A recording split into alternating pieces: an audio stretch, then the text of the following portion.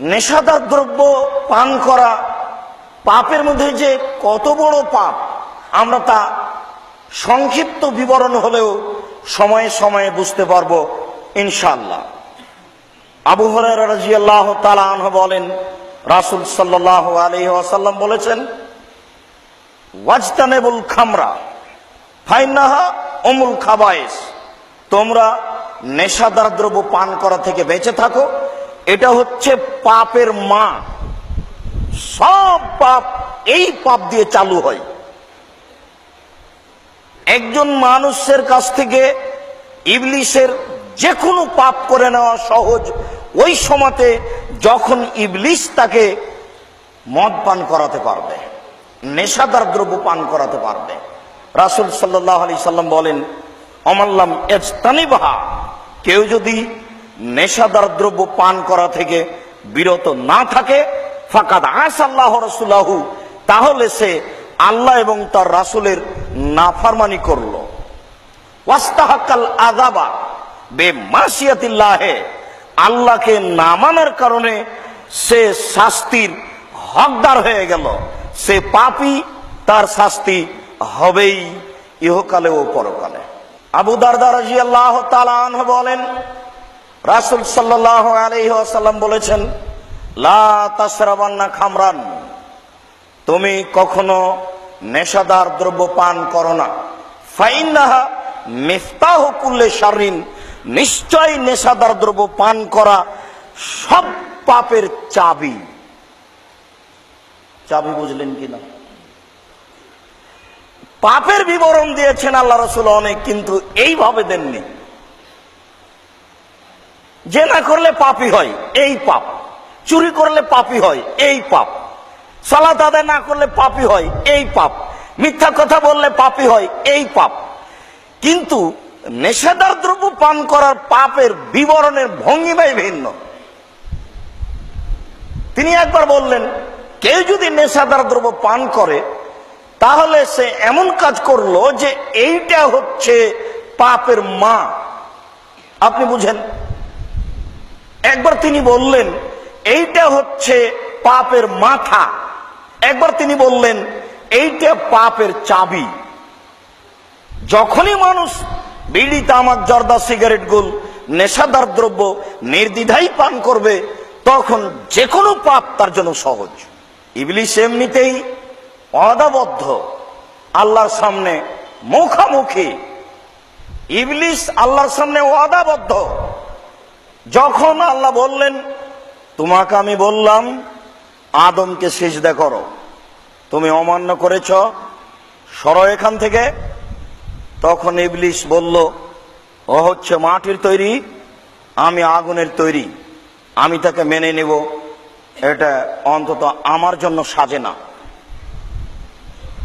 তখন আল্লাহ বলেন, আশ্চর্য, আদেশ করছি আমি আর তুমি বলছো মানাই না, সরো। তখনও বলছে, আচ্ছা ঠিক আছে, সরে গেলাম, তবে আদম সন্তানকে দেখেই ছেড়ে দেব, আদমের ছেলে মেয়েকে দেখেই ছেড়ে দেব। জীবন বাজি রেখে চেষ্টা চালিয়ে যাচ্ছে ইবলিস, যে কোনো মূল্যে আপনাকে পরাস্ত করবেই। এটা ওয়াদাবদ্ধ সে আল্লাহর সামনে।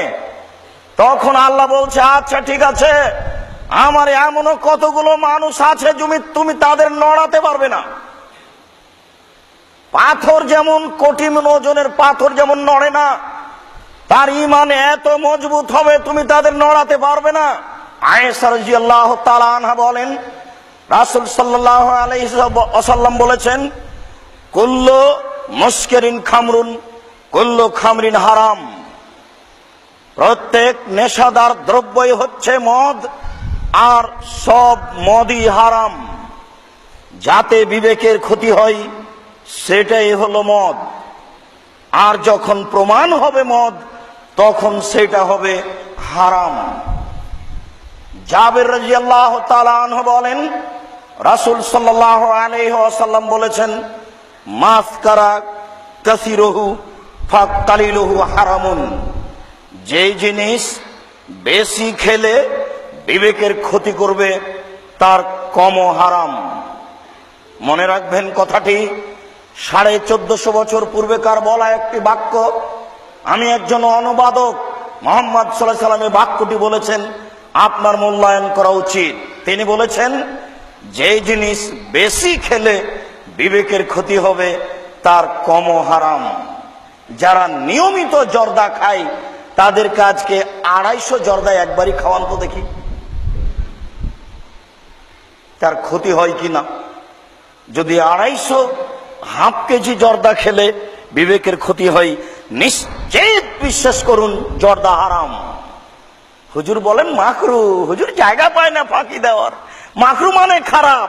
হুজুর কি করে মাকরু খায়, আর লোকে বলে যে এটা মাকরু, এটা মাকরু মানে খারাপ। হুজুর খাই কি করে? হুজুর খাই বলে বলছেন যে মাকরু, কখনো না, হে অসম্ভব, এটা হতে পারে না।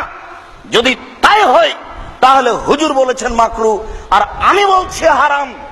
এবার আপনি শুনুন, আল্লাহর নবী বলেছেন, যার চূড়ান্ত সিদ্ধান্ত নেই সেটা চূড়ান্ত হারাম।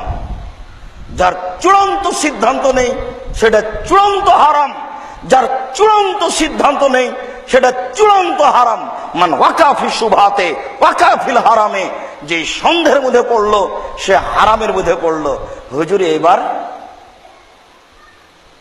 আপনি মাকরু বলেছেন, আমি তো কোনোদিন মাকরু বলিনি, তাহলে এটার মধ্যে পড়ে গেল। আল্লাহর নবী বলেছেন যেটা মধ্যে পড়ে গেছে সেটা হারাম। আবু হুরায়রা রাদিয়াল্লাহু তাআলা আনহু বলেন, রাসূল সাল্লাল্লাহু আলাইহি ওয়াসাল্লাম বলেছেন, মান শারিবাল খামরা লাম তুকবাল লাহু সালাতুন 40 লাইলা, কেউ যদি নেশাদার দ্রব্য পান করে তাহলে 40 দিন তার সালাত কবুল হবে না। এমন কোন দুনিয়াতে পাপ নেই যে পাপ করলে 40 দিন ইবাদত কবুল হবে না, এইরকম ভাবে আল্লাহ রাসূল উল্লেখ করেননি। আবু দারদা রাদিয়াল্লাহু তাআলা আনহু বলেন, রাসূল সাল্লাল্লাহু আলাইহি সাল্লাম বলেছেন, মান শারিবাল খামরা লাম ইয়ারজাল্লাহু আনহু 40 লাইলা, কেউ যদি একদিন নেশাদার দ্রব্য পান করে 40 দিন আল্লাহকে রাজি করতে পারবে না। 40 দিন কান্নাকাটি করার পরেও রাজি হবে না। অথচ হাদিসে কুদসি ওই আল্লাহই বলছেন, আল্লাহ রাসূল বলেন, ইয়ানজিলু রাব্বুনা হিনা আবকা সালাতুল্লাহি লিল আখির আলা সামায়ে দুনিয়া, যখন রাতের 3 ভাগের 2 ভাগ পার হয়ে যায়, 1 ভাগ বাকি থাকে, তখন সপ্তম আকাশ থেকে আল্লাহ প্রথম আকাশে এসে বলেন, মায়াদুনি ফাস্তাজিবা লাহু, কে আমাকে ডাকে আমি তার ডাকে সাড়া দিব। মায়াসালুনি ফাউতিয়াহু, কে আমার কাছে কিছু চাই, যে যা চায় আমি তাকে তাই দিয়ে দিব। মায়াস্তাগফিরুনি ফাগফির লাহু, কে আমার কাছে ক্ষমা ভিক্ষা চাই আমি তাকে ক্ষমা করে দিব। আমি প্রতীক্ষমান রয়েছি ক্ষমা করার জন্য।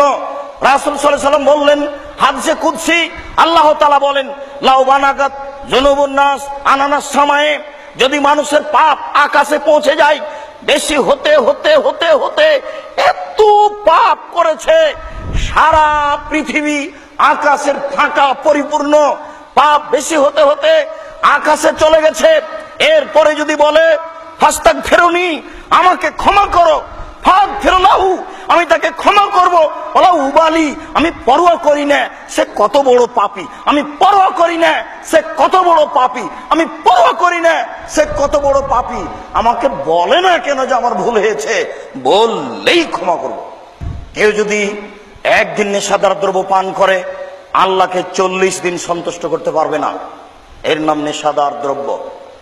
ভাবা উচিত, মনে রাখা উচিত।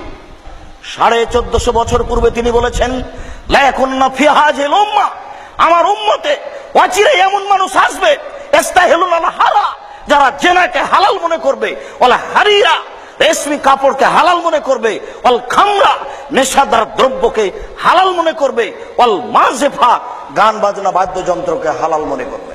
বুখারী।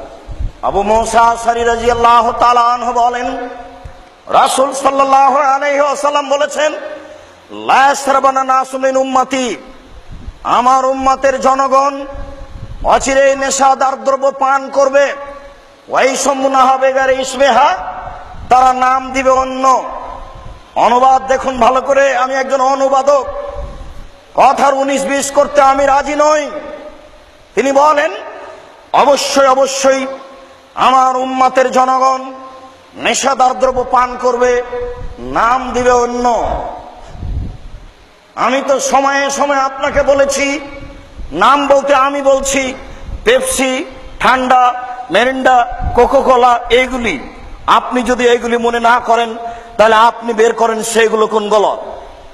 আপনি যদি বলেন যে গাঁজা, তাকে সবাই মদ বলে। আপনি যদি বলেন হিরোইন, তাকে সবাই মদ বলে।